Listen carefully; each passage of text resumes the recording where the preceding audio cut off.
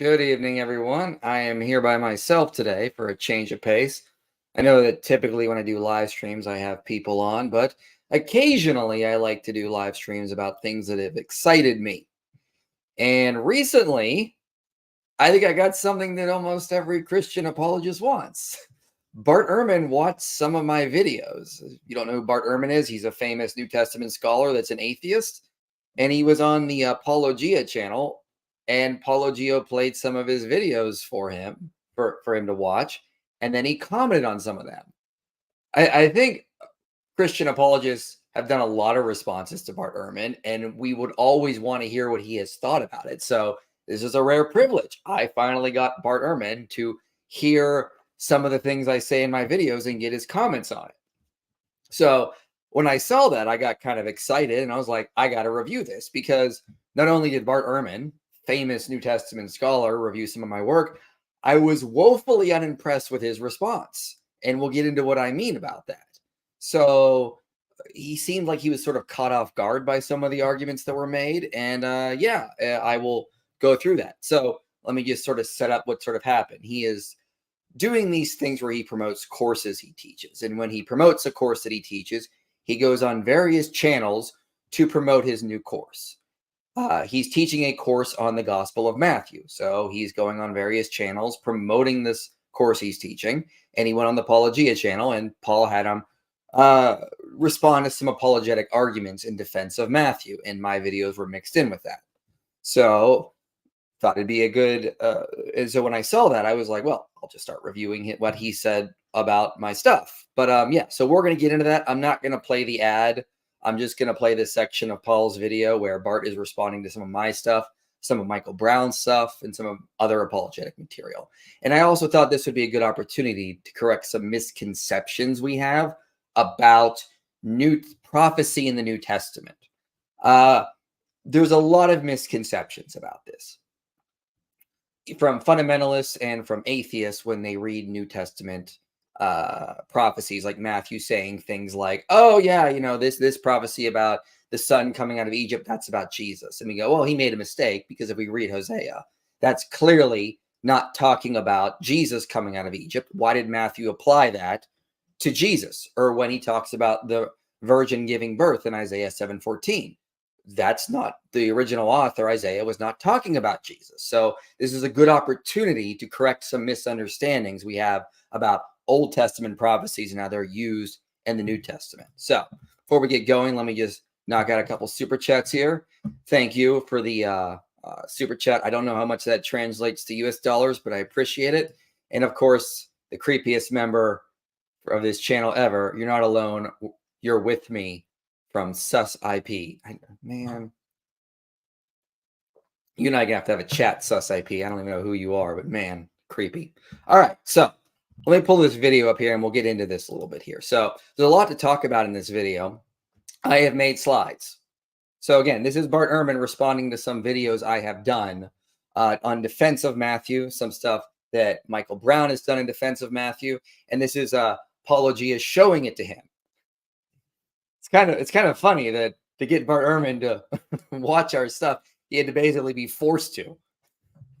I'm not even sure if he agreed to this. Maybe Paul strapped him down and forced him to watch this stuff. But yeah, let's get into some of this stuff and you'll see what I mean. So I want to play it sort of an opening section here, and then I'm going to respond to some things. So let's get into it. And what I liked about Matthew was that it presented what I considered evidential arguments for prophecy. It said something about Jesus, then provided a proof text for it from the Old Testament. Oh, yeah.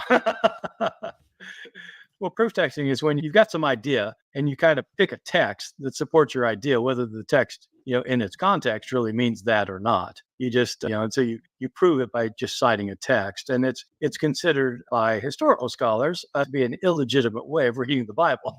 You can't do like pick and choose, although everybody does, of course. And so that's when somebody does, that's proof texting. And there's no question that some of Matthew's interpretation is homiletical as well. In other words, there are certain things that you would say are proof texts, are fundamental. Well, yeah, I mean, certainly. I mean, in the, especially, it starts off that way in the birth narratives where he wants to show that, Jesus is born of a virgin, and because Isaiah predicted it. Isaiah 7:14, and he's born in Bethlehem because Micah chapter 5 verse 2 predicts it. And these are passages that weren't originally about, Messiah being born in Bethlehem or by a virgin, but Matthew uses them that way. So yeah, it is an ancient form of proof text. Well, today I'm wanting to talk about. All right, so let's talk about that whole issue of proof texting. This is important here. So I'm going to pull up some slides because I'm going to cite some very conservative scholars on this to sort of just make the point. When a lot of the times when New Testament authors are saying that Jesus fulfilled a prophecy in the Old Testament, they're not saying this idea that this prophet Hosea was actually predicting the Messiah. Isaiah was actually predicting the Messiah. There are two types of prophecies. There are literal fulfillments and typological fulfillments. A lot of what the New Testament authors are doing with Old Testament prophecies, like what we see from Hosea or Isaiah 7:14 or Isaiah 53, are typological fulfillments. And this is coming from very, very conservative scholars. So let's take a look at what Craig Blomberg says here. So let me get myself over the side there. Okay. Traditionally, Christians have divided the New Testament passages involving the prophetic interpretation of Old Testament texts into two categories: literal and typological fulfillment, which is what I just said. Typology comes from the Greek word for type or pattern and was a recognized means of analyzing current events in both Jewish and Greco-Roman circles prior to the dawn of Christianity. When the gospel writers use typology, then, they are often not claiming to be interpreting the meaning of the Old Testament passages cited, but rather showing how contemporary events are following into a pattern so reminiscent of what God did in the past that they can explain the present only in terms of God's acting again. Thus, when Matthew says that Hosea 11:1 was fulfilled by the Holy Family's sojourn in Egypt, he's calling attention to the striking coincidence that just as Israel had to be protected and delivered from Egypt in Moses' day, so now God's Messiah had to be sheltered in that foreign land until he could return safely to his home. So prophecy, the New Testament authors understand a lot of the passages they're citing were not originally talking about Jesus. They're doing typology. They're saying, look at what happened in the Old Testament. It's now repeating. Jesus is reenacting it. Paul Copan, another conservative scholar, says, not every mention of fulfillment implies completing a prediction. The Greek word fulfill means something much broader than this. In fact, most instances of the word fulfill do not imply prediction.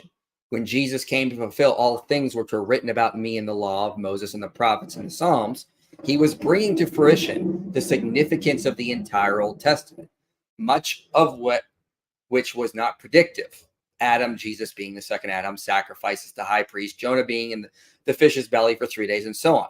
When we read in Matthew, this was to fulfill what was spoken through the prophet. Matthew means this was to bring to completion what was spoken by the prophet. Fulfillment does not exclude prediction, but it presents a much broader, richer understanding. We should think more in terms of foreshadowing and prefiguring rather than predicting. R.T. France adds, Jesus uses persons in the Old Testament as types of himself or of John the Baptist. He refers to Old Testament institutions as types of himself and his work, the priesthood and the covenant. He sees in his experience of Israel foreshadowings of his own. He finds the hopes of Israel fulfilled in himself and his disciples, and sees his disciples as assuming the status of Israel. In Israel's deliverance by God, he sees a type of the gathering of men into his church, while the disasters of Israel are foreshadowing of the imminent punishment of those who reject him, whose unbelief is prefigured in that of the wicked Israel, and even in two instances, in the arrogance of the Gentile nations. So Matthew understands the passages he's citing were not originally about Jesus. He's not making a blunder here.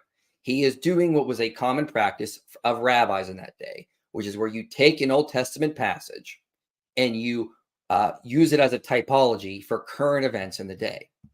John Wenham, very conservative scholar, recognizes this. Okay, he holds to Matthew in priority. That's how conservative he is. So he says the conviction grows that both Matthew and Paul are entirely innocent of the stupidity with which they are sometimes credited. They do not think that the Christian message may be proved by the one-to-one correspondence of plain predictions and clear fulfillment in a number of isolated proof texts. Matthew knows as well as we do that Hosea was speaking of the people of Israel when he said, out of Egypt I called my son, and that Jeremiah was speaking of the exile of his own days when he spoke of Rachel weeping for her children. Matthew is often concerned rather with the fulfillment of what is prefigured than what the fulfillment of predictions. The Emmanuel sign that the land would be freed of its dangers in the days of Ahaz prefigured the saving of Israel from its ultimate danger by the advent of the true Emmanuel. Israel's sojourn in Egypt prefigured the sojourn of Israel's Messiah in Egypt. The words of Hosea were in the highest sense fulfilled in the flight to and return of the Savior from Egypt. So, what am I basically trying to point out here? Is that all I want to say? Yeah, we'll get to the other slides here in a minute. Basically, Matthew did not flub. What is the exact term? Paulogia, flub the Old Testament. That's not what he did. This is not him misunderstanding Old Testament passages. This is not him getting Old Testament passages wrong. When they would say that an Old Testament passage was fulfilled in Christ, they're basically saying, look at how Christ reenacted it. Look at how it came to its fruition in Christ. Look at how the typology has been repeated. Look at how these patterns are coming up again with Christ. That's what they're saying. So we need to keep that in mind as we go through this response from Bart Ehrman and Paulogia. It's not that Matthew is making an error. And I don't think Bart was even really accusing Matthew of doing that at all. But that could be a misconception you get from the title of Paul's video. That is not what Matthew is doing. That's not what any of the New Testament writers were doing when they were talking about Old Testament passages and how they were fulfilled in Christ. So I wanted to put that out to begin with, to lay a foundation. So you have that in mind as we go through this video, because we're going to talk about places where Matthew uses Isaiah 7:14 or uses other Old Testament texts to sort of point to Jesus. We have to understand that's what they're doing. And this is coming from very conservative scholars. So even they recognize it. This is not like some sort of liberal scheme of trying to reinterpret things. This is something that conservative scholars have recognized for a while now.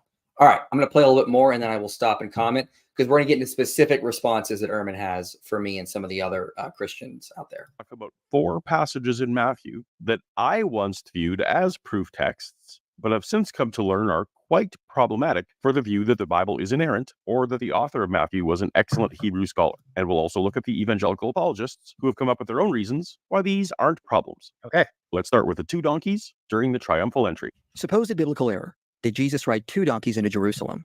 That's me. In the Gospel of Matthew, it records that the disciples brought Jesus a donkey and its colt. They brought the donkey and the colt and put on them their cloaks, and he sat on them. In Matthew, says Bart, Jesus' disciples procured 2 animals for him, a donkey and a colt. They spread their garments over the 2 of them, and Jesus rode into town straddling them both. It's an odd image, but Matthew made Jesus fulfill the prophecy of Scripture quite literally. Riding on an ass and on a colt, the foal of an ass. Ha, ha, ha, he's doing a circus trick. He's riding both animals at once. How funny. What's the first thing that we do when Bart quotes Scripture? Read the text for ourselves. They brought the donkey and the colt and put on them their cloaks, and he sat on them. What? So real quick, that's the passage in question. Dr. Ehrman says that Matthew is saying Jesus sat on them, meaning the 2 donkeys. And the response is, no, he sat on the cloaks that were spread on the 2 donkeys. So just for anyone who may have been confused. What's the antecedent of that last them? Is it the donkey and the colt, or is it their cloaks? Well, grammatically, either one could be it. But when we look at A.T. Robertson's commentary on Matthew, and Robertson was a great Greek scholar, Robertson just dryly remarks the garments, of course. The words in Greek might refer to the 2 animals, but such reference is by no means necessary. Matthew is not careful to distinguish, but common sense can do it. Let's not be stupid. Enough said. But you see what Bart did? He gets a chuckle out of his audience and he moves on, having made the authors of Scripture seem to be bereft of common sense. I guess I'm just, too stupid to understand. Yeah, I do my best not to be stupid. So the point that Matthew makes is precisely that this is fulfilling what is said about he's mounted on an ass and on a colt, the foal of the donkey. And so they bring him the ass and the donkey. So they bring him 2 animals. That's not what happens in Mark or Luke.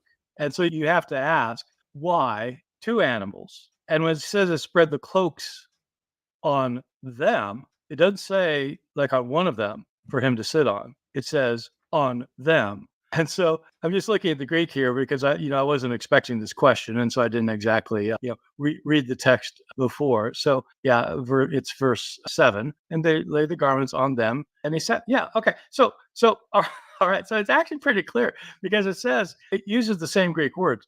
They spread them upon them, and then it says, and he sat upon them. So, which them is he talking about? Well, okay, you tell me. but grammatically. So let me just say, I didn't make this up. It's not like this is my stupid reading. The person who actually convinced me of this reading is John Meyer, who's Tim won't like this, but he's a Roman Catholic scholar who wrote one of the really very best commentaries on the Gospel of Matthew. And he was a very committed Christian and a very devout Roman Catholic. But he used this passage to say that in his judgment, Matthew was probably not Jewish, because Matthew's taking this synonymous parallelism from Zechariah and doesn't seem to realize that it's synonymous parallelism. And so he has two animals. And the way the synonymous parallelism works in Zechariah is that you state one line. This is how it happens in all the poetry in the Old Testament.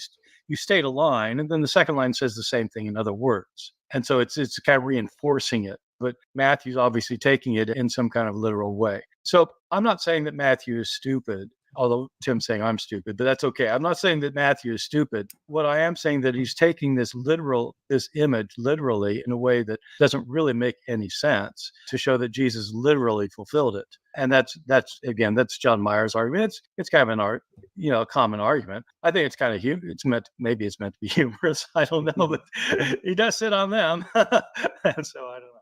Okay, so here is the problem before we go on. It really seems like Dr. Ehrman is just woefully ignorant of the scholarship around this problem. There's a lot more than the one guy he cites on this, and it just seems like, according to his own admission, Dr. Ehrman heard this argument from this Catholic scholar, said, well, that seems likely, and then didn't explore any of the other scholarship around this. And that's important because in my video he's responding to, which I don't even know if he watched the whole thing when he was on Paulogia's channel. Seems like he just watched parts of it. I addressed a lot of his very concerns. So here's another interesting paper by Stephen Carlson. Stephen Carlson actually wrote a 2-part paper on this very issue. One of the things he notes is proponents of the double donkey reading, like Dr. Ehrman, differ as to the aptness of the reading of Matthew because it relates to the ethnically or education of the evangelist. On the one hand, some dub this reading as simple misunderstanding on the part of Matthew, a mistake so blatant that the author of Matthew must have been a Gentile. Here's the important part. Carlson then says, this view has fared rather poorly in recent times, however, and is criticized for failing to account for Matthew's general competence of Jewish matters. So it just seems like Dr. Ehrman just didn't look at a lot of the scholarship around this whole issue in Matthew 21 about, is he saying that Jesus rode 2 donkeys or not? It doesn't seem like Ehrman is aware of a lot of the scholarship. And we're going to see more of that as I play more of this video, where Dr. Ehrman just seems to be unaware that Matthew was quite familiar with Hebrew parallelism. In the very video that Dr. Ehrman is responding to, I cited scholars like Bernard Batto showing that Matthew was quite proficient in Hebrew grammar, Hebrew parallelism, these kinds of things. So, all right, before we go on, I'm going to get to some of your super chats here, because we got Gay IP says, Sus IP got nothing on me. Man, I don't know who this guy is, but you got to get a life, man. Hey, Gay IP, AP of the multiverse. This is so ridiculous. Okay. Thank you for the very generous super chat, Jonathan. I've been a huge fan for years. Make good stuff. Keep on going. I will. Yo, Wendigoon and Aiden Mattis on Lower Lodge, please. Oh, yeah, I was just on there recently. You can check out the recent interview I did if you want. New to the channel, love your stuff. Any advice for new authors and people who want to create content, write books? Yeah, you gotta, everything is now visual now. I would recommend doing some sort of YouTube type stuff. I mean, that's kind of where everything is going. It's hard to get books published now when everyone's doing it. And most people get their media now from video. So you got to think of a way to incorporate that if you want to get your stories out more. I would recommend doing some sort of short videos to promote your stuff. Trying to educate people in that sort of way. You got to sort of incorporate video somehow. Sus DW says, sus AP, silly atheist. How do you have all this money to be throwing around this? Because you're obviously the same guy. Here's a normal super chat. You need that. Yes, I do, Daniel. Thank you. I definitely need a normal super chat. Sus David Wood, what are you doing here? Golden shower. Okay. Just kidding. What is going on? Keep up the good work. Thank you for the generous super chat there. Another one from another Sus Muhammad Ajab brother, and we're proud of that. All right, I'll do one more. In Zechariah 3:8-9, it says Joshua, Latin Jesus, is a type sign of the branch Messiah. The Bible tells us how to understand the Bible. Yeah, we're going to get to that one because Dr. Ehrman does talk about the whole branch thing. So, yeah, we'll get to that one for sure. All right, let's get back to this video, though. Let me pull the screen back up here, and we'll get right back into that. Craig Keener says, as in later Palestine, one would drape the garments on which Jesus sat across both the mother and the colt. Although Jesus would ride only one, the them on which he sat could mean the garments. In other words, given the festive nature of the event, it would be expected both animals would be covered in garments. The mother was there to keep the young colt calm. Yeah. Well, I'm glad that even evangelicals like Craig Keener can be stupid too. I don't think Dr. Ehrman really understood the argument. Craig Keener's not agreeing with Dr. Ehrman. He's not saying, if you read his commentary, that Matthew says Jesus rode two donkeys. He's saying the cloaks were spread on both because of the festive nature of the event, and Jesus just obviously sat on one. I mean, if we just go back and look at the quote, we see that in here. Hold on, let me pull it up here. See if I can actually find it. There it is. Okay. As in later Palestine, one would drape the garments on which Jesus sat across both the mother and the colt, although Jesus would ride only one. The them on which he sat could mean the garments. So I don't know why Bart Ehrman associated himself with Craig Keener. He's not saying that Jesus rode both there. But that was a very weird comment. But yeah, some more interesting stuff, though, is coming up. And Matthew gets the key section of the quote. Let me back it up here. Stupid too. And Matthew gets the key section of the quote from the Hebrew. And not okay, really quick. This is the most important part. This is why it's very unlikely Matthew says Jesus rode two donkeys. This is something I bring up in my video. Matthew is clearly aware of the Hebrew because he doesn't have a perfect correspondence between the quote from Zechariah and what he says in his narrative. Because in the quote from Zechariah, it mentions two male donkeys if you're going to take it literally and not understand the Hebrew parallelism. Okay. Matthew says, however, that they brought him the mother in its foal. Okay. So that does not correspond to a literal reading of the passage in Zechariah. And Matthew gets the key section of the quote from the Hebrew and not merely from the Greek Septuagint. This is important because in the Hebrew passage Matthew knows about and quotes from, the Hebrew word for donkey is masculine.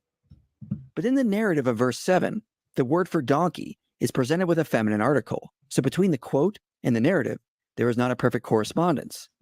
Matthew seems aware that Zechariah was speaking about a male donkey, since it is clear in his narration the other animal was a female, breaking the direct link with the quoted passage. Well, that's out there. I think it's weird that Ehrman's response to a lot of these is just sort of to laugh and make comments, but not really respond. You'll see what I mean. Here we go. I don't know. I mean, I'm not looking at the Hebrew here, but I'm just saying. Oh man, yeah, no, that's that. Yeah, that's so okay. I'd have to look at the Hebrew. It sounds like fair enough. It sounds like an incredible stretch to me. But it's not an incredible stretch, Dr. Ehrman. I'm literally just citing what several modern scholars have said, like Robert Gundry, Bernard Batto, Stephen Carlson. Like, again, it just seems like Dr. Ehrman is just woefully ignorant of a lot of the scholarship surrounding this issue in Matthew. But Matthew's not reading it in Hebrew. Okay, let me back up a little bit there. Okay, so to look at the Hebrew. It sounds like fair enough. It sounds like an incredible stretch to me. But Matthew's not reading it in Hebrew. Matthew he doesn't quote the Hebrew Bible. He quotes the Greek translation. And so what the Hebrew has to do with it, I don't know. Okay, this is exactly what I wanted to get to. Okay, he's saying that Matthew just quoted the Greek, and that's why he got two donkeys out of Zechariah 9:9. No, that's just false. And I can just, you don't have to take my word for it. Let me just pull up some actual scholars here. Again, Dr. Ehrman, it just seems very much unaware of a lot of the scholarship around this issue. So, Craig Keener says that Matthew translates from the Hebrew more literally than the Septuagint does. When Matthew was writing chapter 21 about the prophecy of the donkey, he is not quoting from the Septuagint. Dr. Ehrman is just wrong here. Okay? Robert Gundry, it is very clear from Matthew's disagreement with the Septuagint in this quotation that he had the Hebrew text before him. Bernard Batto, that the evangelist did not understand the intended parallelism of the prophetic text seems highly unlikely, however. Already in this verse alone, Matthew has twice felt free to admit one of the two members of parallel Kola, daughter of Zion, daughter of Jerusalem, triumphant and victorious, humble and riding on a draft animal. Clearly, Matthew understood Hebrew poetic parallelism. Okay? Again, Robert Gundry, it is therefore not unreasonable to suppose that Matthew was working with a genuine historical tradition. Matthew emphasizes the presence of the mother animal, not to equate her with the masculine donkey in the quotation from Zechariah, but to underscore that the young donkey really was, as Mark says, unused. So here's the point. Okay, even if you read D.W. Davies and Dale Allison's commentary on Matthew, even they acknowledge Matthew was not quoting from the Greek here. Matthew was quoting from the Hebrew text of Zechariah. For Dr. Ehrman just to assert that Matthew was just quoting from the Greek is just blatantly wrong. And numerous scholars have pointed this out. It's not just me. I'm getting this from the actual scholars. I mean, even Dale Allison and Davies acknowledge this.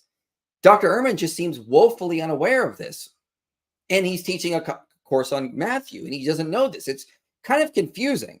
It seems like his whole argument that Matthew says that Jesus rode two donkeys, it comes from this theory he heard from a Catholic scholar. He didn't check a lot of the scholarship around it, and then he just asserted it as if this was a fact, and he didn't engage with a lot of the scholarship showing that no, Matthew was aware of the Hebrew. He did know Hebrew parallelism in poetry. He was not just making a huge error here, or he was not just forcing it to be literal. He was quite aware. It seems more likely, as Gundry says, the reason why the mother is mentioned is to specify the same thing that Mark does, that the donkey was unused and young. It's not being brought so that Jesus could sit on both of them here. So it just seems like Dr. Ehrman is just woefully unaware of the scholarship surrounding this issue, unfortunately. He's just, I mean, I don't know how to say it. He's just flat out wrong. Numerous scholars have noted that when Matthew wrote chapter 21, he was quoting from a Hebrew version of Zechariah, not a Greek version. All right, let's keep going. Furthermore, it is unlikely Matthew misunderstood the passage from Zechariah, given that scholars like Craig Keener and Robert Gundry note elsewhere throughout his gospel, he displays knowledge of Hebrew and comprehensive knowledge of the scriptures. Even in this passage, Matthew translates from the Hebrew more literally than the Septuagint does. Yeah, I don't think there's much evidence that he was looking at the Hebrew generally. When you look at his quotations, it's pretty clear that he's not tempering his quotations by the Hebrew. He's going with the Greek in the places you can check. No, I mean, again, that's just false. I mean, if you look at the actual quote Matthew has, it doesn't match the Septuagint reading. And this is why scholars from Dale Allison, Davies, Gundry, Carlson have noted this stuff, that Matthew definitely was quoting from the Hebrew. So he would be aware. And if he's quoting from the Hebrew, that's important for one reason. One, because if you were going to take this you would take the passage in Zechariah quite literally, you'd have to get two male donkeys. But Matthew says they brought a mother and a foal to Jesus. So if he was reading that literally, they'd have to bring two male donkeys. And he doesn't say that. Also, we can also take a look at some of the stuff Stephen Carlson says here. So again, two-part paper he wrote extensive on this, and he covers a lot of the literature on this. So again, if you don't want to take my word for it, just read Carlson's paper, where he covers a lot more scholarly takes on this, which unfortunately I just don't think Dr. Ehrman is aware of. He says, okay, the double donkey reading of Zechariah 9:9 faces two major problems, despite its appealing congruence with the donkey terms in the Matthew narrative. The first is that it requires a reading of the Hebrew and the Septuagint text that is divergent from Jewish reading practices, despite Matthew's interest in presenting a translation more closely mirroring the Hebrew form over the Septuagint. Matthew's concern for what the Hebrew says is at odds with the suggestion that it meant something else entirely to him. Second, the breaking of the parallelism of Zechariah 9:9 should generate two male donkeys. Same thing I just told you.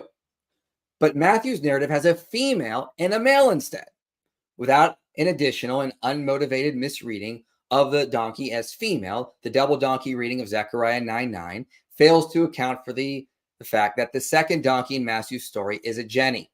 Similar considerations also doom the attempt to tie the two donkeys to Matthew's penchant of doubling entities in his source, as with two demonics of Matthew 8:28 and two blind men of 9:27. Doubling Mark's cult should then produce two cults, not a Jenny in a cult. Okay? Another scholar, why is the female ass brought to the story? It seems reasonable to say on the outset that Matthew 21:2-7 does not derive the female ass from the text of Zechariah 9:9. So why exactly did Matthew do this whole thing of the two donkeys? Well, if you watch the full video that Dr. Ehrman is responding to, I don't even know if Paul actually played the full video for him, which is fair. It may not have had the time. So, excuse me. Bernard Batto, a paper I cited in that video, notes that what Matthew is doing is actually a theme to show Jesus' divinity. In the Old Testament, God is often carried on a throne of living creatures. What does Matthew do? He makes a throne of garments spread over two living creatures, which carry Jesus into Jerusalem. It's a way to say Jesus is divine, because in the Old Testament and in the ancient Near East, deities were often carried on thrones carried by living creatures. Matthew's doing the same thing.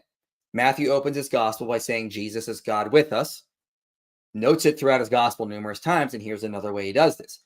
Jesus is being carried to the temple on a throne of living creatures, a throne of garments carried by two living creatures. The Gundry notes in his commentary that the cloaks represent a widened throne that is being carried by the two donkeys. So there's an actual theological reason for this, but that doesn't mean he's saying Jesus was actually sitting on two donkeys. He's sitting on the cloaks spread about them. Furthermore, even if that's wrong, Carlson has another point about this. He notes this could just be a figure of speech. He says other scholars have taken to this interchange of number as a figure of speech, such as a whole part for a synecdoche. Okay, so Matthew may be just using a figure of speech when he says that Jesus sat on them. He could be referring to the donkeys, but it'd be a figure of speech. With this rhetorical figure, the plural refers to the collective whole as a single conceptual unit, even though certain actions may involve just one of the parts. Here, the basic idea of the plural donkey designates the team or train of donkeys, and sitting on a unit means sitting on the appropriate one of them. So sitting on one, even though you're referring to all of them. In other words, there is a synecdoche with donkey denoting the parts, but connotating the whole, and with the, forget how to pronounce that Greek word, taking the whole as an argument, but applying the sitting action to one of the parts. It is not unprecedented in Greek to use synecdoche for mounting a team of horses. Clear use is evident in the earliest of Greek literature, the Iliad, where in book 10, Diomedes kills Rhesus while he is sleeping, and to escape, he mounts the victim's yoked horses and rides away. Okay, smoked one, didn't actually sit on all of them. He swiftly mounted the horses, is what it says. The synecdoche is an appropriate figure of speech when mounting one of a team of horses conceptualized as a unit, and Matthew's usage is consistent with this. So Carlson notes Matthew did not make a huge blunder here. He's basically saying this could just, even if Matthew is referring to him sitting on the donkeys, this could just be a figure of speech that we see in other Greek texts. It's not that Matthew flubbed the Old Testament. It's that he could just be using a figure of speech here. So, all right. So that covers basically the whole two donkey thing. It just seems like Dr. Ehrman is actually quite ignorant of a lot of the scholarship around this, which I was actually surprised when I saw his response in this. He just didn't seem aware of it. He just said, well, I got this from a Catholic scholar, which is kind of strange. It's not a very convincing argument. So, all right, do a couple more super chats, then we'll move to the next time Matthew allegedly flubbed the Old Testament. You know what, man? You got way too much money to be thrown around if you send these weird-ass super chats. All right. Seems like you're making excuses like John Walton. Well, no, if I'm making excuses, so are all the scholars I'm citing. And when a skeptic says, and I don't know if you're being sarcastic or not, but I'll just treat it as you're not. When a skeptic responds to an apologist, says, you're just making excuses, that's a way for them not to take our argument seriously and just find a cheap way to dismiss it so they don't have to think hard about it. In reality, we're presenting sufficient arguments, good arguments, and if you're not going to engage with them, it just shows me you can't, and you're just trying to find a cheap way to dismiss it. That's what's going on with this whole thing. Matthew did not make an error here. There's a theological reason, and he most likely just said Jesus was sitting on the cloaks laid across the animals. It's funny how funny atheists sidestep the Catholic view of inerrancy. Our approach often nerfs their condescension. Check out Francis Martin, folks. Yeah, I mean, I don't have the fundamentalist view of inerrancy either, and I'll admit that later when we'll get to another passage, and I'll just flat out admit maybe Matthew misspoke here and miswrote something. Inspiring philosophy, when Weddigoon crossover, I beg. I'm not sure what you mean, man. You're the best modern apologist. Big love. Much appreciated. I don't think I deserve that title, but I do appreciate it. Bart seems to be embracing the controversial evil villain role because he can't be serious with his contemporary elementary objections. You know, I don't want to accuse him of being evil. Again, I just don't think he studied this whole Matthew 21 issue. I think he just heard the argument from that Catholic scholar, said, well, that sounds good enough, and then didn't engage with it. Again, I encourage everyone to read Bernardo Batto's paper that I cited in that original video, where he shows that this is Matthew showing that God is being carried by a throne on top of living creatures. That's going to be the most likely explanation of what's going on here. This is not Matthew flubbing up his Old Testament reading. And again, Dr. Ehrman is just wrong. Matthew was aware of the Hebrew. He uses the Hebrew there. And that's the consensus I can find among scholars who've written on this. When Dr. Ehrman says Matthew was just reading from the Greek, it seems very much he's in the minority, at least from the survey I have done around this. And I've done a lot of reading on this when I did that video on it, and since then as well. Modern scholars, are they Christians and invested? Sorry, I don't get what you mean there. It is okay to think the Bible is the word of God, but that it's not perfectly accurate in every detail seems like it would avoid a lot of silly debates about donkeys, etc., when the world need answers. Yeah, then my view is that God inspired the writing of the New Testament and the Old Testament, but that doesn't mean there are not scribal errors or issues along the way. God uses imperfect people, but the Bible is reliable. I say the biblical texts are reliable in teaching proper theology and history. That doesn't mean they have to be inerrant, though. Thank you for the super chat. Praise Jesus Christ, the truth. Do the allegory, oh crap, I forgot to say that word. Allegory, I forget. And the anti-Marcionite prologue that said that the author of John was alive and excommunicated Marcion after the testimony of John's authorship.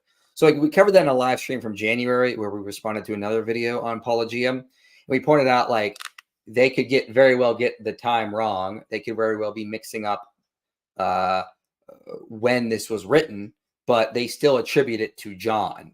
So the whole point of that is that, yeah, we can be less confident about when certain documents were written, who was around them, but they all still unanimously agree it's Matthew, Mark, Luke, and John, even though they don't agree about when they were written or who was present with them. So that would be another example of that, where we can be suspicious of them and their timing and writing of these documents, but not necessarily the authorship, because they all still get that fact correct.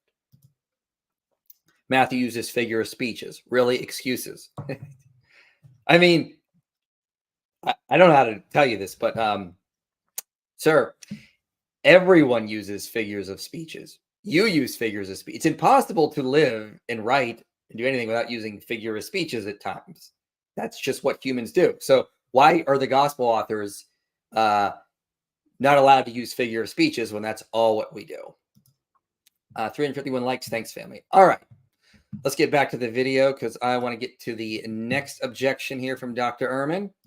Let's dive right in. Well, let's jump to Matthew 2:23, where the author cites a prophecy that isn't actually in the Old Testament. Supposed Bible contradiction.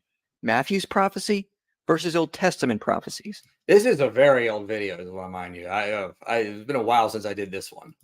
Matthew closes his birth narrative of Christ by saying, "And he went and lived in a city called Nazareth, so that what was spoken by the prophets might be fulfilled, that he would be called a Nazarene."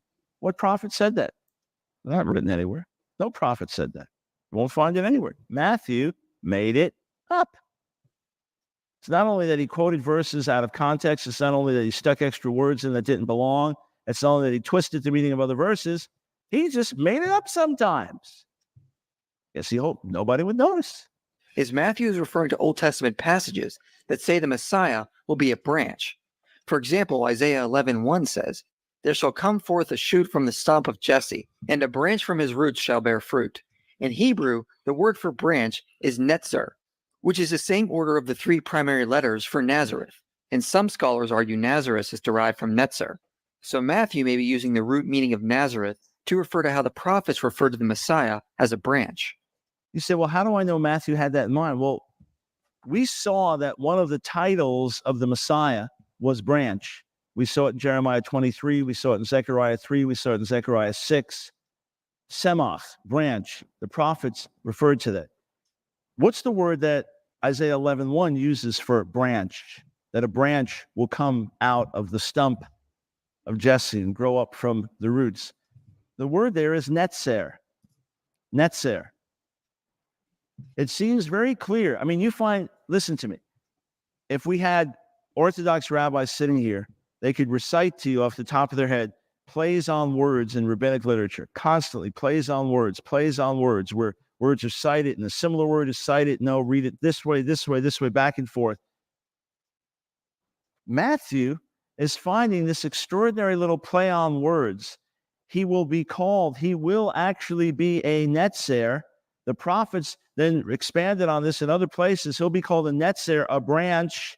Other prophets referred to him as a branch. Yeah, I actually suggested this in the course on Matthew that I just did, that this may be the best way to explain what Matthew has in mind. It would presuppose that in this case, he either knows Hebrew or he had a Hebrew informant tell him about this thing about netzer. And Okay, real quick. In the last objection, Dr. Ehrman was skeptical that Matthew was aware of the Hebrew, but here he admits he may well have been aware of the Hebrew. So he sort of just provided another example for us where Matthew probably was aware of Hebrew, or at least had to have a Hebrew informant, to explain this. So I just find that interesting. This sort of lends credence to the understanding I was giving when it comes to the two donkey issue and away from Dr. Ehrman's.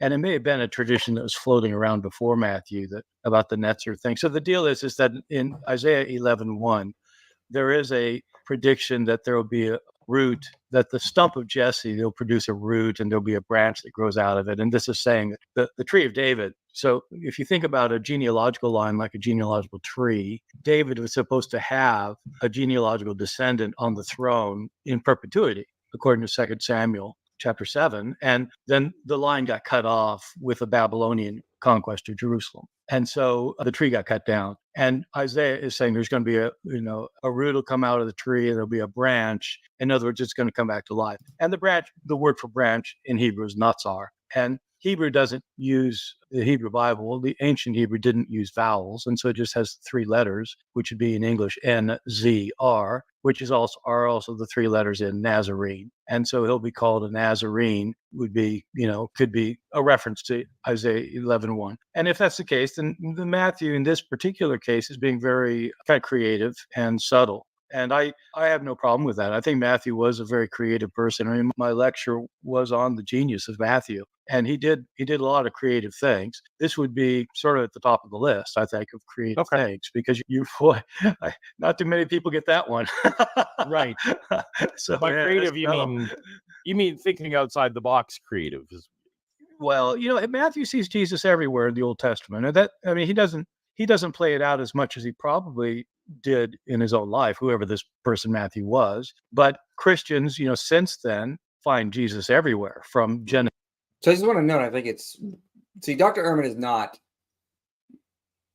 a lot of people accuse him of just always attacking the Bible, and here he is actually defending Matthew. I just want to point that out, that sometimes we can be very tribal in how we look at the other side, and it needs to be acknowledged when someone on the other side is not being what we constantly accuse them of when we caricature them. Dr. Ehrman is saying that Matthew may have been just doing this thing with the whole netzer word, which I think is a fair reading of what Matthew is doing.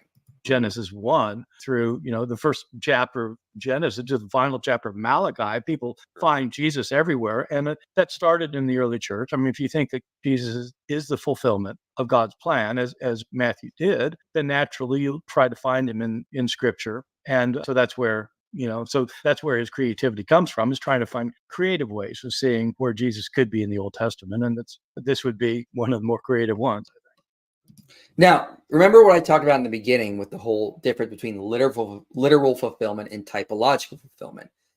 This is what, as Dr. Ehrman said, this is a lot of the time, this is a lot of what the New Testament authors are doing. They're not saying, yes, this passage from Isaiah, this passage from Isaiah was literally predicting Jesus. They're trying to find Jesus in the Old Testament through typology. They're saying, like, look, Jesus did these things. What can we compare that to in the Old Testament to show that there is a match, show that there is God acting in a similar way through the Messiah? So they did that quite often. This was just a common thing. And then the early church, as Dr. Ehrman said, continued this through. This is not Matthew flubbing the Old Testament. This is not him getting these Old Testament passages wrong. What he's actually doing is just a common literary practice of the time. Let's look in the past, let's look in the scriptures and see how they can match current events happening around us. So it sounds like you buy that one as plausible, at least. Yeah. A more likely possibility is Matthew is not quoting a specific Old Testament passage, but is referring to a collective theme taught by various prophets. To be a Nazarene was not looked on as a good thing by the Jews. Nazareth was not a place of high praise. John 1:46 says that Nathanael asked, "Can any good come out of Nazareth?" It is likely the term Nazarene for the Jews was not just a term of origin, but a term for one from that area that was despised. It would be like calling someone from the South a Southern hillbilly. It refers to their origin, but it is also used to insult them. Second, look at what Matthew says. He doesn't say it was spoken by a prophet, but spoken by the prophets, plural. It seems that Matthew was referring to several Old Testament passages that speak of the Messiah being despised by others, and using the term Nazarene because it carried that despised meaning for his Jewish audience he was writing to. In the same way, if I called someone a Southern hillbilly, a foreigner might think I was referring to their origin, but to us, it would also have been used as a term of despise and insult. So Matthew may just be referring to Old Testament passages that talk of one being despised, and using the area Jesus came from as a way to show this. Does that ring? So when I made that video like 10 years ago, I did think the second interpretation you just heard was more likely. I've since reverted. I think the branch reading is more likely. When Matthew talks about the prophets, plural, he's just using another figure of speech just to say this is just what we find in the prophets itself. So yeah, I tend to favor the branch reading, even though I said in that video that the other reading might be more likely. At the time, it was something I had heard. I thought it was really interesting. But the more I thought about it after doing the video, I do think it's more likely he's referring to Netzer in Isaiah 11 about a branch coming from Jesse. Ring true to you? Does that have any merit, do you think? Not historically. I mean, I think theologically it makes sense. The reason it doesn't work historically is because you don't have any reference to Nazareth in any literature before Matthew. And so you can't say that it was a slur of some kind. The reason this person's saying it's a slur is probably because of what's said in the book, in the Gospel of John, written later, that, can anything good come out of Nazareth? One of the problems with Nazareth for early Christians and and some today is that Nazareth was such an unknown little place. It's never mentioned in the Hebrew Bible. It's not mentioned in Josephus. It's not on a map or anything. It's like, this is the first. And so it's just this tiny little place. And so there was nothing that made it particularly bad as opposed to, the other million small places in the world. But so I think this is presupposing that the slur of John was floating around before Matthew decades earlier, where there's no evidence of that. And it's also presupposing that passages like Isaiah, the Isaiah passage and these other passages are referring to a Messiah. And well, it also depends on if John is historical or not. If John was actually citing real things that people said in Jesus's time, it would have existed before Matthew wrote. I mean, you just can't presuppose John is unreliable when he reports what Nathanael said. There's a lot of good evidence that I'll be presenting over the summer that John is a reliable account. They're not. Well, you can't convince a Christian that I shouldn't say anything. Yeah. You could. I was a Christian. I came to think. Yeah, when I was being a Christian. The kind of Christian I was would have definitely been happy to say that any nice save, Paul. Nice save. Verse was potentially Me too. I mean, when I was a fundamentalist. Let's move on to Matthew 27. All right, before we get to Matthew 27, I'll do a couple super chats here again because I'm getting a lot in here. Much appreciated. Sus IP is back, guys. I'm on holiday and I bumped into Brother Rashid earlier. IP, you're next. LO, you're not going to bump into me. I will start concealed carrying again. When I saw him, my brain farted and I called him Fareed. It's funny. All right.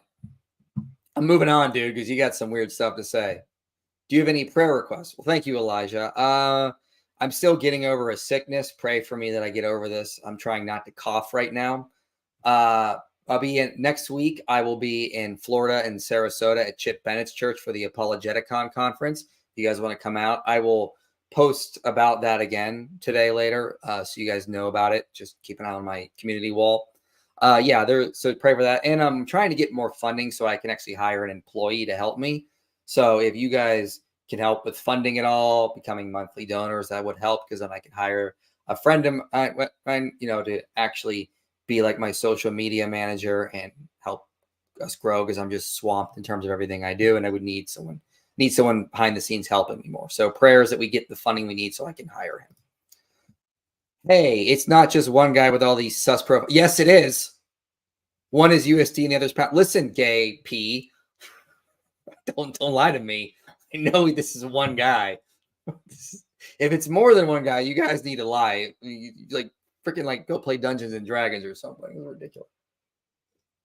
Real super chat. Ehrman's laughter saying that he would have to check the Hebrew is the height of arrogance, as if he's not going to even deign stooping to IP's level. Jones is more of a scholar than Ehrman will ever be. Well, I appreciate that. I think Ehrman's a scholar. We need to respect him for that. Again, I just don't. I think he's caught off guard, as he said. He said in that he was caught off guard, but I think it revealed for us he had not actually researched this topic that well, even though he inserted in his book Jesus Interrupted, as if this is just the only way to read Matthew when he talks about the two donkeys. I think his laughter was just sort of. I don't want to read too much in. I don't want to psychoanalyze. I think he just sort of. This whole thing just reveals how little he knew about the scholarship surrounding this whole issue, and hopefully he will look more at it and see that Matthew is quoting from the Hebrew in Matthew 21.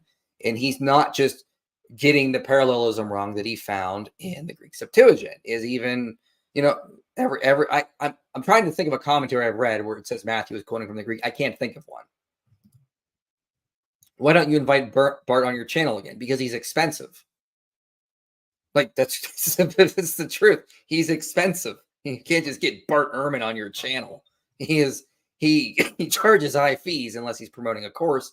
And I'm not going to promote his courses because I don't want to turn my channel into something that's not a ministry. The only thing I promoted was his debate with Mike Licona, and that was a one-time thing. I'm not going to turn this into something where I'm always promoting products and stuff, because I want this to be more of a ministry.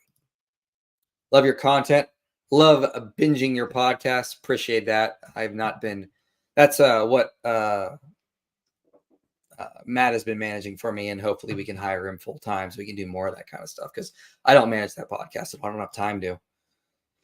It all depends on what the demons reveal after rituals from wait, hold on. This super chat is crazy. Hold on. Okay. All right. Let me start over. All right. It all depends on what the demons reveal after rituals from blonde hair dude. That is the ultimate truth in all things. Okay. Thank you for the super chat. I'm going to move on. I'm not sure what you get with it. Thanks for the great content. As for inerrancy, it is just scribal errors you think are errors, or do you believe there are other errors in the supposed text? We'll get to that in a minute. I'd be willing to say that maybe one of the authors made a slight error here or there. Nothing that would really affect reliability, nothing that would affect the overall meaning of the text. We'll get that in a bit. Thank you for becoming a channel member. Thank you for the super chat. Thank you for becoming a channel member. And does Mark 5, 1-20 imply a date post 70 AD?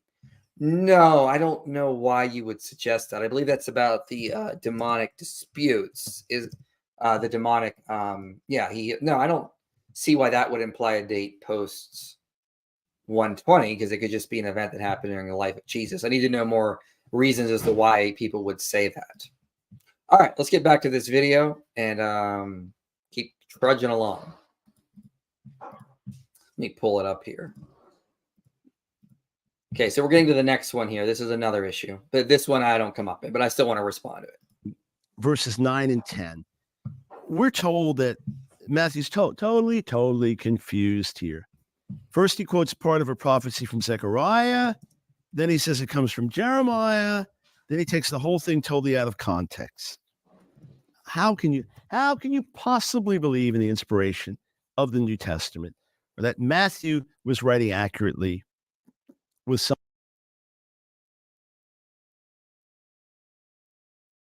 Sorry, I muted myself. The passage in question is Matthew 27:9. Okay. In this passage, Matthew says, "Then was fulfilled as spoken by the prophet Jeremiah, saying, and they took 30 pieces of silver, the price of him on whom a price had been set by some on the sons of Israel." Now, the argument is this is not a prophecy in Jeremiah. It's something we find in Zechariah. So if it's in Zechariah, Matthew may have made an error. He may have attributed this prophecy to the wrong person. So just want to give you a little bit of context there. With something this botched and garbled. Well, it's a mistake. Okay, it's a mistake, which is unacceptable if you believe in inerrancy, I suppose. Well, there are, I think when I was a conservative evangelical, we probably said something like, it's in that part of the Bible where Jeremiah is like a key book or something. I don't know. And so it's like subsumed under like what the big book in the area is, who the big boy is. Yeah. That's exactly what James White proposes. Yeah. When a Old Testament text is being cited, the fundamental mechanism the Jewish people would use would be to utilize the greater prophet's name rather than a minor prophet's name. And it's not just because that makes it more important, it made it easier to find. That is, remember, they were reading from scrolls. And so the scrolls would be broken up into having the major prophet at the beginning. It's sort of a practical thing, and simply being able to find something. For us, it's real easy. We whip open a book. They didn't use the codex; they used a scroll. And so, in some situations where we have Old Testament citations, the major prophets being used because it was easier to find the citation. Yeah, that doesn't work. Okay, why does that not work? Well, because Jeremiah would have been on a different scroll from the minor prophets. The minor prophets are collected together. The 12 prophets are put together on the same scroll. Jeremiah itself takes up a large scroll. And so it's not telling you where to find this book. Even if it was, what kind of sense does that make? You mean, okay, so you got this like 80-foot scroll or something that has Jeremiah on it, and started Jeremiah, and it's got these 12 other books. Like how does that help you find it? So they don't have chapters and verses, right? And so like you get the scroll that has Jeremiah on it, and the Jeremiah part goes for about 30 or 40 feet, and then you're kind of unrolling this thing, and you're trying to find Zechariah. What good does it do you to tell you that it's in the Jeremiah scroll? That doesn't make any sense. So yeah, no, but they would have been on separate scrolls, and so it doesn't really work. Okay. Well, you'll be happy to know that Dr. Michael Brown thinks that it's equally ridiculous. Yeah, I agree with Dr. Brown on this as well. And the idea that it was part of a larger scroll, and it's possible many Christians use that explanation. I'm in no way convinced of it. He has his own creative hypothesis. Why did he make reference to Jeremiah? Wasn't this prophecy close enough? Why didn't he just say Zechariah? Why did he make reference to Jeremiah? There's a reason for it. Any reader familiar with the scriptures would have known that the verse itself was drawn from Zechariah, not Jeremiah. So there must be something else to which Matthew was pointing. Now, some said, well, maybe he talks about the potter in Jeremiah 18. Interesting, but no real connection. Well, he buys a field in Jeremiah 32. Is it time about buying the field? No. I don't think so there. Jeremiah 19.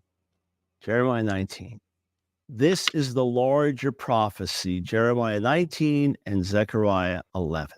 Check this out. Jeremiah 19, the prophet is commanded by the Lord to buy a clay jar from a Yotzer potter. And he's to take it in the presence of the elders and the priests. Remember Matthew 27, the chief priests and the elders? And he's to go to the valley of Ben Hinnom near the entrance of the potsherd gate. And he's to proclaim a word of solemn judgment. This is what the Lord Almighty, the God of Israel, says. Listen, I'm going to bring a disaster on this place that will make the ears of everyone who hears it tingle. 19:11, this is what the Lord Almighty says. I will smash this nation and the city just as this potter's jar is smashed and cannot be repaired. Now, look at this. 19:4. Not only would God destroy Jerusalem because of its idolatry, but also because, quote, they have filled this place with the blood of the innocent. Matthew 27:4. What does Judas say? I have betrayed innocent blood. What happens to Jerusalem as a result of the betrayal of innocent blood in Jeremiah's day? City destroyed. What happens to Jerusalem as a result of the betrayal of the Messiah and shedding of innocent blood? City destroyed. And interestingly, just a linguistic connection, Yotzer, a potter, connected with Jeremiah 19 and connected with Zechariah chapter 11. So what was Matthew actually saying here? What was Matthew actually saying? He's saying, remember the potter. Remember the blood guilt. Remember Jeremiah's prophecy about the destruction of our city and temple. It happened just as he said it would. And today there's even greater blood guilt with even greater consequences. We betrayed God's son. We've given the Messiah over to death. Judgment is near. So by citing Zechariah, which is very literal, with the 30 pieces of silver now being taken and given to the potter, and Jeremiah says yes, Matthew says yes, to buy the field, the potter's field. Messiah betrayed for 30 pieces of silver. He cites Zechariah, but he references Jeremiah to make you dig deeper. And then you realize, oh my, blood guilt. Chief priests and elders seeing this, complicit, not repenting.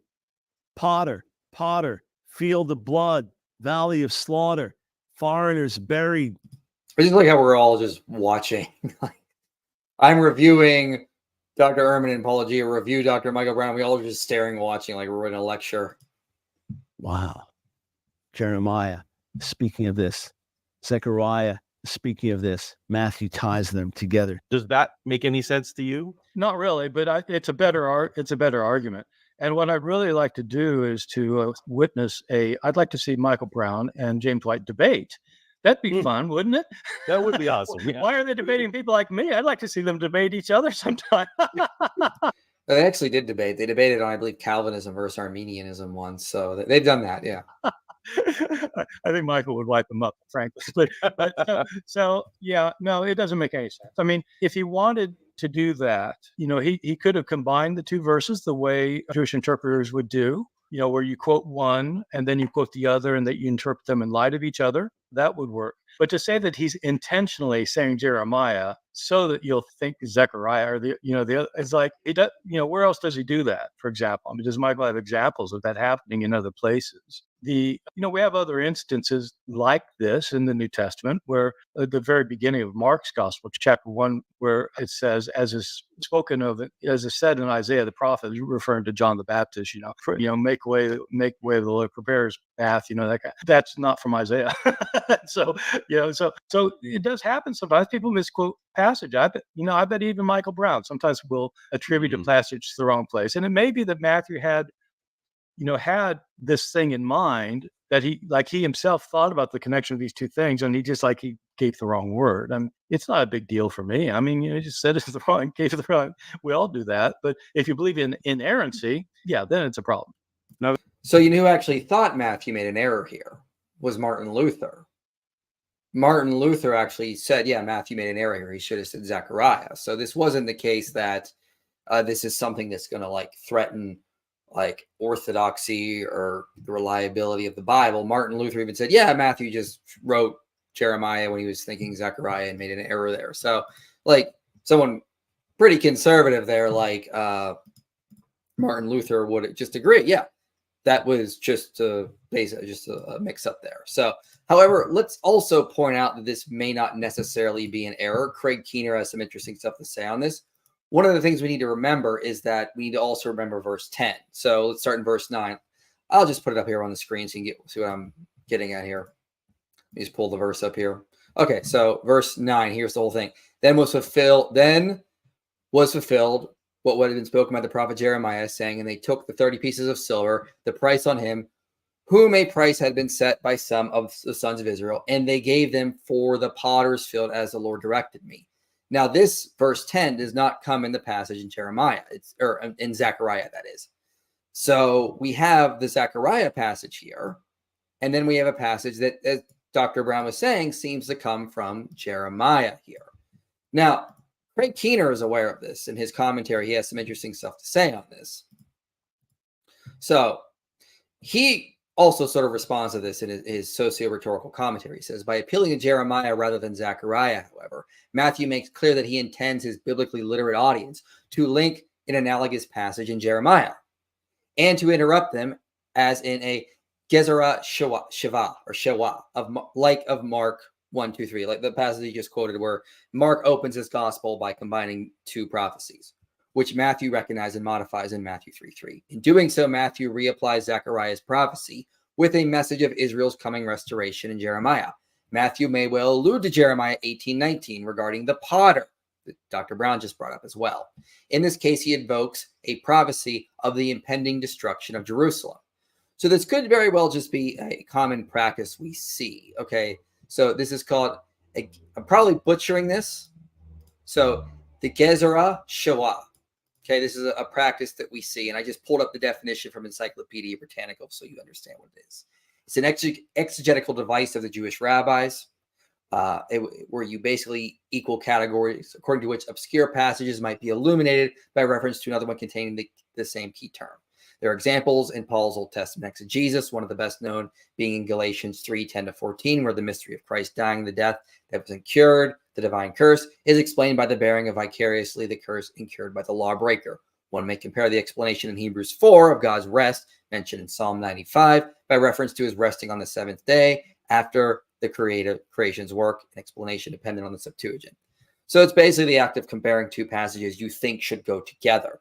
Matthew's is a little bit more loose, we would say, but it could very well be this practice. And Craig Keener even goes so far as to say in a note below, he says, as I mentioned earlier, Luther felt that Matthew's error here was inconsequential. But while Matthew may have been capable of such an error, can fully acknowledge that, it is unlikely that one occurred in this case, given his ability to retranslate the entire Hebrew text based on revocalization. Sorry, that should be text. I was just writing it out. So that should be text. Let me do that so no one gets confused. Text based on revocalization.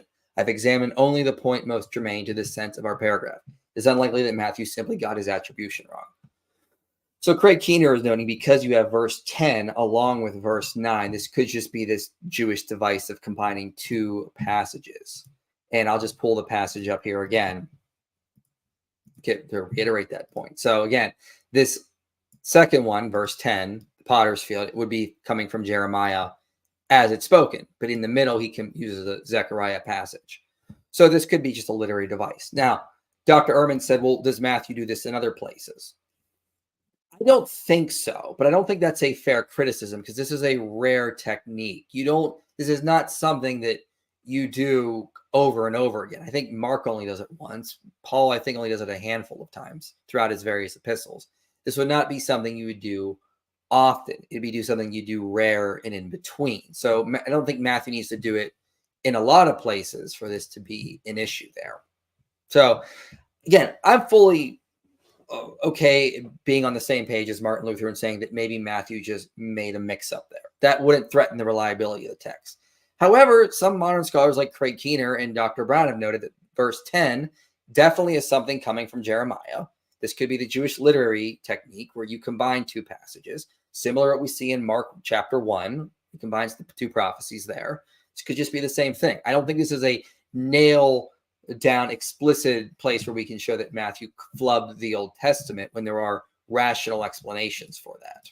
And even if he did, it's not that big of an issue. So, all right, I'm going to do this last one and then we will do some more super chats here. But let's go to the next one here because this will relate to a lot of the stuff I said in the beginning.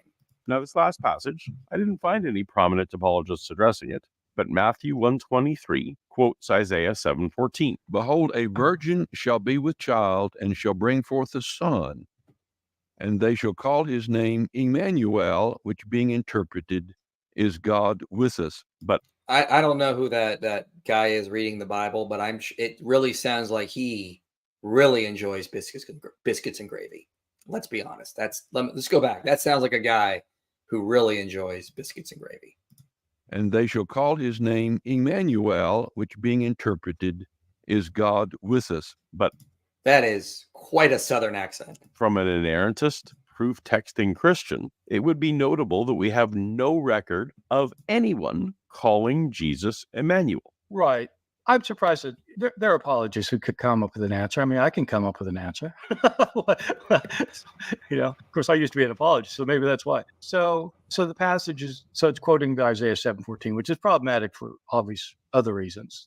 He quotes it as saying, "A virgin shall conceive and bear a son." It's not problematic because, again, it's just typology, as I noted before. This is not Matthew saying that Isaiah is actually predicting Jesus. This is a typology. You shall call his name Emmanuel. And it's problematic because in the Hebrew, it doesn't say that a virgin shall conceive. It says a young woman has conceived.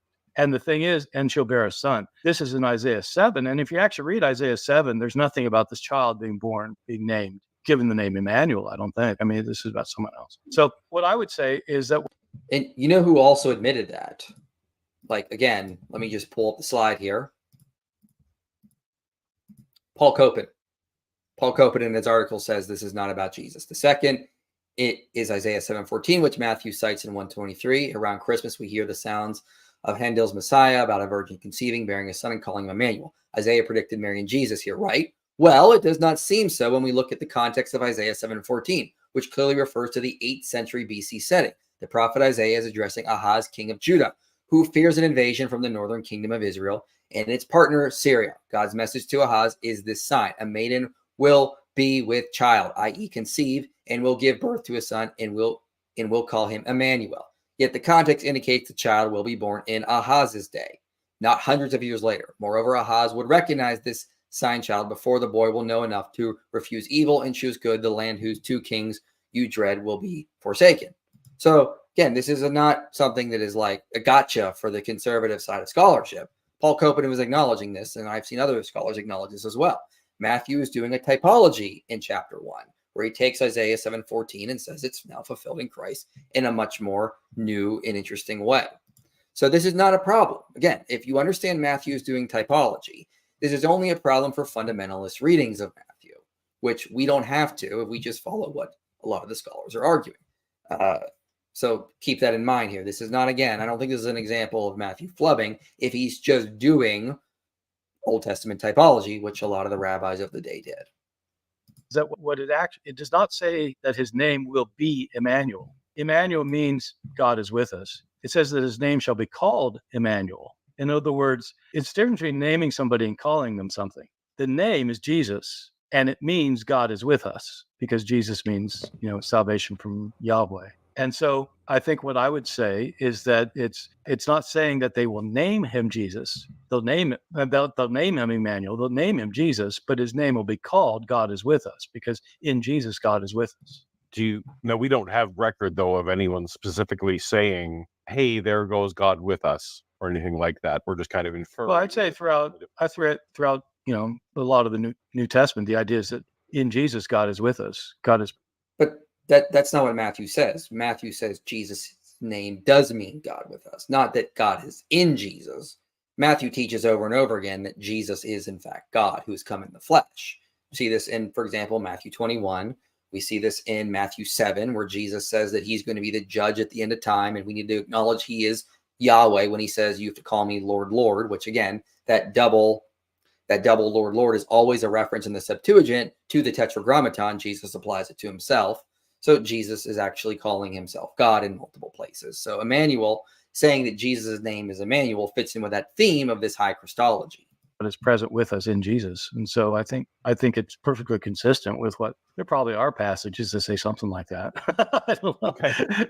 You memorized Matthew. Why did you do the other? I did. No, well, I didn't see in Matthew. So actually, I guess what you're saying is a skeptic probably shouldn't look at this as a gotcha mistake. No, I don't see this as a gotcha. I'm all for gotchas, but I think that this is just saying that the name is going to signify that God is with us. If I were an apologist, by the way, what I would say is that it's his full name. First name was Jesus, last name was Christ, and the middle name was Emmanuel. Yeah, that'd be interesting. All right. So yeah, there you have it. Bart Ehrman responds to me. And here are the major takeaways. For one thing, he's actually quite charitable. I think Paul kind of gave a clickbait title to this video. I don't think these are 4 times Matthew flubbed the Old Testament. I think you can maybe get 1 out of there. And Dr. Ehrman even agreed that some of these aren't even flubs. You could get one maybe with the Matthew 27 passage, but again, there's clearly a combination of the Zechariah and Jeremiah passage if you just look at it, because you have verse 10 there as well, which is from Jeremiah, not from the Zechariah passage.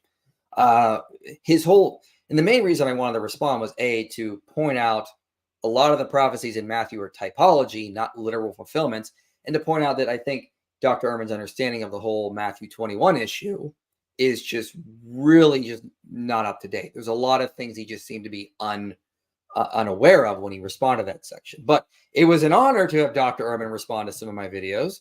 Of course, I'm going to take advantage of that because it's not every day you get famous scholar responding to your stuff.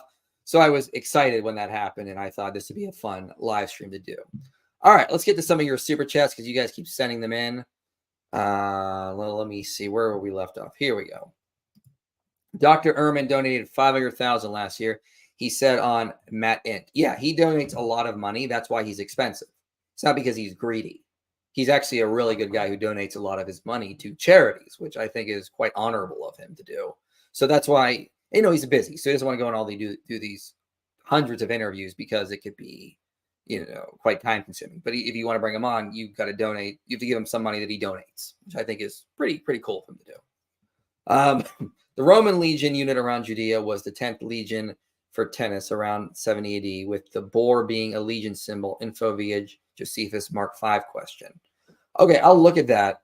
I'm not sure what you entirely mean, but I don't think that would be an issue. I'll look at some of the scholarship on that, but there's a lot of other issues that would place Mark before that. And I don't think that's I think that's kind of fishing too much on some speculative things there. But I need to look more at it to see what you're actually referring to. Love your work, brother. I learn a lot from your ministry. God bless you. Much appreciated. Thank you. Do you think Ezekiel 29, 12 to 13 was fulfilled, or is it yet to be fulfilled? Let me take a look at that passage. So, Ezekiel 29, you said. So, 12 to 13. Let's go down to this. Okay. And I will make the land of Egypt a desolate in the midst of desolate countries, and her cities shall be desolate for 40 years among cities that are laid waste. I will scatter the Egyptians among the nations and disperse them to the countries. For thus says the Lord, at the end of 40 years, I will gather the Egyptians from the peoples among whom they were scattered. Yeah, I think that may have been something that happened like a long time ago, or because it mentions Nebuchadnezzar as well. So that could have been a conditional prophecy that was could have happened around the time of Nebuchadnezzar, unless it was revoked given the requirements we see in Jeremiah 18. So I don't think that's something that's yet to be fulfilled. I think that would be something referring to past. Thank you for gifting 10 Inspiring Philosophy memberships. I have no idea who those go to, but much appreciated. Like Craig Evans said, Professor Ehrman spreads himself too thin. Yeah, that could be a case. That could definitely be a problem. I mean, I've been accused of that as well, so I don't really fault anyone for doing that. We just like to study different things. I think Dr. Ehrman has every right to study whatever he wants to. But again, I think he just needs to get up to date on the scholarship surrounding Matthew 21 and the two donkeys. It seems like he's just woefully unaware of a lot of that stuff, unfortunately. Do you have any thoughts on Tim McGrew resigning to the explanation that Ehrman is a liar? Yeah, I think that Tim McGrew is wrong here, given what we just saw from Dr. Ehrman. I just think he's unaware of a lot of the scholarship surrounding Matthew 21, 5 to 7. He just seems like he got it from that Catholic scholar, assumed that was accurate, and didn't really do a lot more research on it, unfortunately, which sure can happen, but I think he should revisit it and reconsider that maybe he didn't really study that sufficiently the first time he wrote about it. There's a lot more scholarship, as I've noted. Just read Bernard Batto, read Robert Gundry on it, read Craig Keener, read Stephen Carlson's 2 papers on it. There's a lot of scholarship that's been done on that. So, yeah. Thoughts on the body and blood in John? Yeah, I think that's evidence of the real presence in the Eucharist. I think that's what Jesus is getting at in, I believe, John 6 when he talks about that kind of stuff. I don't think any early church fathers were pretty unanimous that the Eucharist contains the real presence of Christ. It's not just a symbol. That doesn't come about until post-Calvin Reformation. I don't even think Calvin took that view. I think it was some of his followers that did. So, yeah, I think that's what John is getting at there. I think it does. And I would rely on early church fathers like Ignatius Irenaeus, Justin Martyr, these guys as well for that. Hello, keep on inspiring philosophy. Much appreciated, Maverick Christian. Thank you for the super chat. So, all right. Much appreciated, all the super chats. I hope you guys enjoyed the stream. I think with that, I will close this out. I'm going to be back on my channel again tomorrow to respond to a Muslim who is insisting that early church fathers were not Trinitarians and putting forward some of the worst arguments I've ever seen. I'll have a guest on with me tomorrow as we cover that and go through his video explaining that he does not understand Justin Martyr. And it's quite ridiculous how bad his argument is. So one more super chat. Have you read DB Hart's NT translation? And what do you think of it? Sorry, Raphael, thank you for the super chat, but I have not read it, so I cannot comment on it. So apologize for that, but I'll check it out if I have the time. All right, with that, I think I was don't want to go too long on the stream. I appreciate everyone coming. Come back to my channel tomorrow. I'll be live again tomorrow at this exact same time, and I will see you guys then.